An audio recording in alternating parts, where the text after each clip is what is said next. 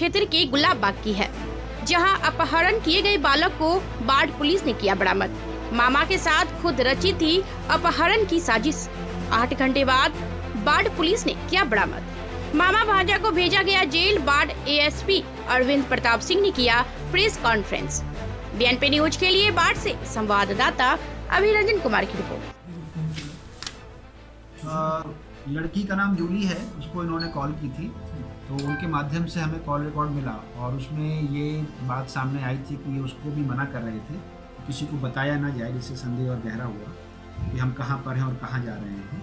जब मॉर्निंग में ये जानकारी आई कि इन्होंने किसी को कॉल की है और अपने वेयर अबाउट के बारे में किसी को भी जानकारी नहीं देना चाहते, तो इससे हम लोगों को लगभग वहीं पर क्लियर हो गया था कि ये अपने घर वालों से कुछ पैसा पाने के लिए इस प्रकार का नाटक रच रहे हैं।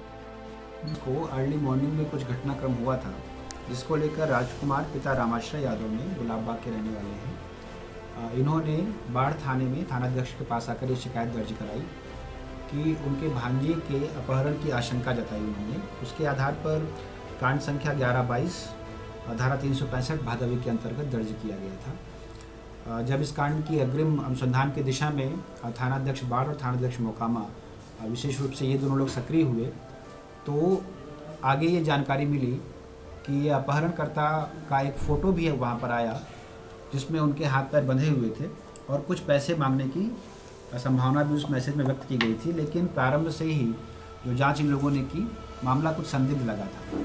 इस संदिग्ध मामले की जब तहकीकात करने लगे ये लोग, तो पता चला कि जो अपहृत व्यक्ति है वो अपने मामा के यहाँ ही रहता था, ननिहाल में ही रहता था और यहीं रहकर काम करता था। टेक्निकल एविडेंस इन लोगों ने कलेक्ट किए और उसके आधार पर उसकी लोकेशंस निकाली गई। सुबह पता चला कि उन्होंने, जो अपहृत व्यक्ति हैं, उन्होंने एक लड़की को भी कॉल की है और अपनी कुछ लोकेशन दी है। उसकी लोकेशंस के आधार पर उसकी गतिविधि जो हमें प्रारंभ से ही संदिग्ध लग रही थी, वो और संदिग्ध, मतलब हमारा जो संदेह है वो बढ़ता गया। इसकी जांच की गई, टेक्निकल एविडेंस कलेक्ट किए गए और मुझे लगता है लगभग 8 घंटे के अंदर इन्होंने इस कांड का उद्भेदन कर लिया।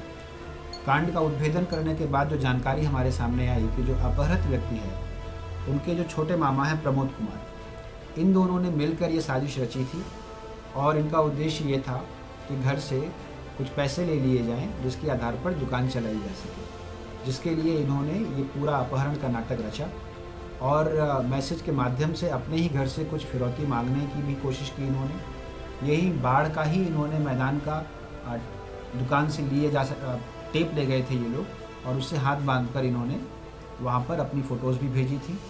सुबह जो इन्होंने कॉल्स की, जो मैसेज भेजे और जो बातें की, उससे हम लोगों को इनको ट्रैक करने में हेल्प मिली। पटना की तरफ ये लोग भाग गए थे। बाद में बातचीत के माध्यम से इन लोगों को इम्प्रेस भी किया गया और जब बाढ़ थाना आए तो उनको अरेस्ट कर लिया गया है।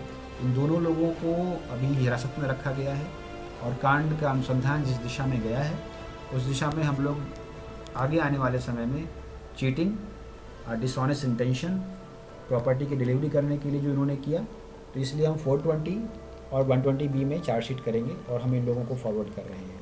तो इस तरह से जो अपहृत व्यक्ति है और उनके जो छोटे मामा हैं प्रमोद कुमार,